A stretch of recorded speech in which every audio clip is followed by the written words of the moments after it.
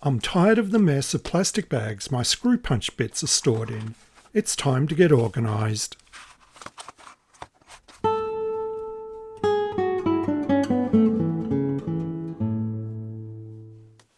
The original Japanese screw punch from Nonaka has 11 different sized drill bits that each come in a little plastic bag. They don't store very well and you have to sort through them to find the size you want. Many people make a box to store their screw punch and drill bits. I keep the screw punch on my pegboard but decided it was time to do something with the bits. I found a scrap of white plastic which I drilled holes in for each of the bits and a spare. Then I decided I wanted to put this in a box. I wanted something quick but presentable. I've been wanting to make a video on making a matchbox and this seemed like the perfect opportunity. Matchboxes are simple and functional. To box making, it's what the 10-minute slipcase is to more elegant slipcases. They have two parts, the inside tray, which is a simple folded design with tabs from the sides being captured at the ends by a fold-over flap, and the tray slides into a folded sleeve with a simple overlap to hold it together. My first prototype was the same design as a commercial machine-made matchbox. It worked and felt just like a matchbox, which is a bit flimsy. Since I wanted this to last a while, maybe I could beef it up a bit. I made the second prototype using card twice as heavy and with folded over sidewalls. The heavy card was difficult to fold for a small box, and overall it was cumbersome and not pleasing. Using the same design with the folded sidewalls but with the lighter card, which is 240 GSM or 10 point, it worked great. It was a bit deep at 25mm, making it a bit hard to get my fat fingers into the box to remove the bits, so I decided to reduce this to 20mm.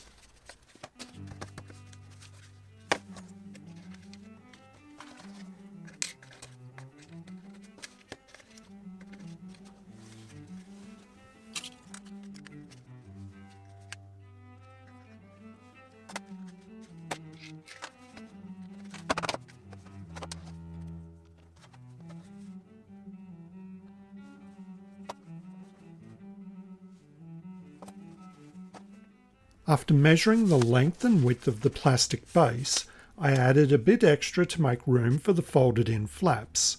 With this card, I found that an extra 1mm produced a tight fit and 2mm a relaxed fit.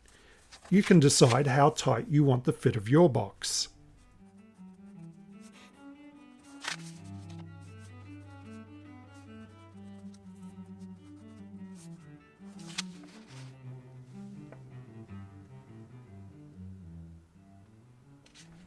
Based on the measurements, I cut a piece of card and then using a pair of dividers, I quickly mark in 2 wall heights all the way around the card. I join up the dots with a very sharp pencil and then used my card creasing jig to crease along these lines. I was reading a book on commercial book production recently and I learnt that in that world it's called creasing if you compress fibres and scoring if you cut fibres, partially cutting through the material. It's a useful distinction to know to make your intentions clear. Here's the story about drilling holes in the white plastic. The drill bits have a diameter of 6.0mm. I started by drilling holes with the 6.0mm brad point drill. It was a very tight fit and it was difficult to get the bits in and out. Standard metric drills come in 0.5mm increments and smaller increments are a specialist item. Then I tried a 1/4-inch drill, which is 6.35mm, and this was too loose. I then remembered I had tapered drills for drilling pilot holes in wood. I used a tapered 1/4-inch drill but didn't drill out to the full diameter. This worked really well with the hole being slightly larger at the top and a snug fit at the bottom.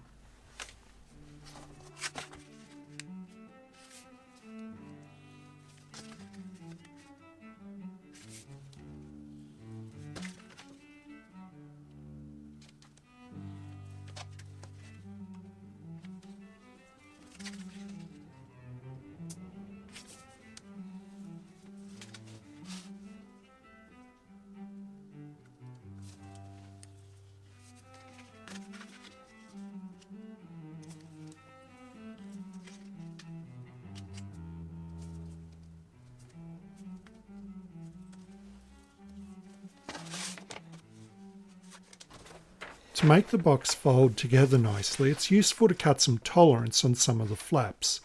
For instance, at the ends of the flaps that fold in from the sides, cut just inside the line and the flaps will fold in without snagging at the ends.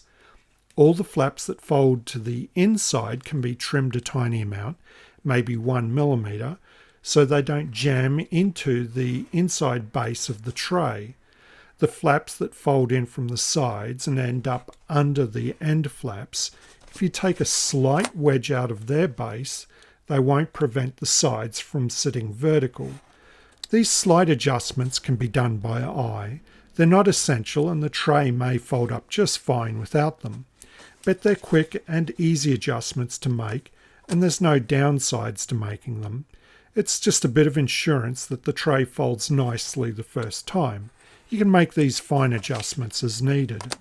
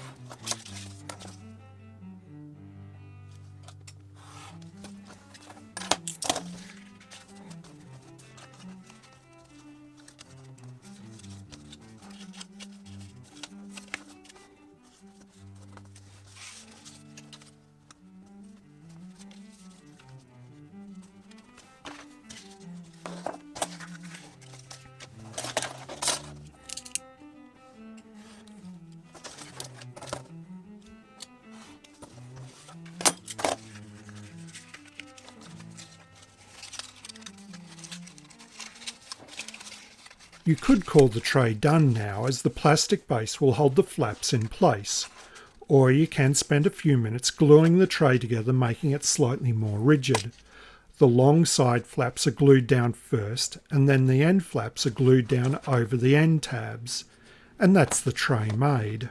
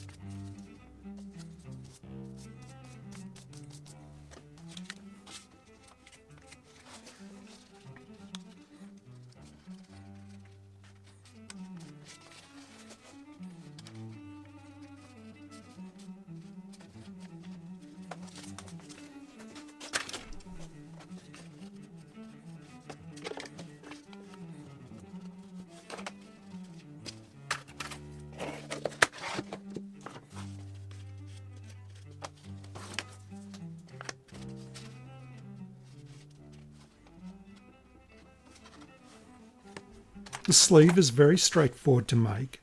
I make it so it extends about 2 millimeters past each end of the tray. I have one pair of dividers already set to the height of the walls, and I set another to the width of the tray. After cutting a length of card to width, I just mark off a side, a top, the other side, the base, and another side for the overlap. I cut the overlap side a bit short so it fits inside the sleeve, and then I crease along the other lines. Then it's simply folded and glued closed.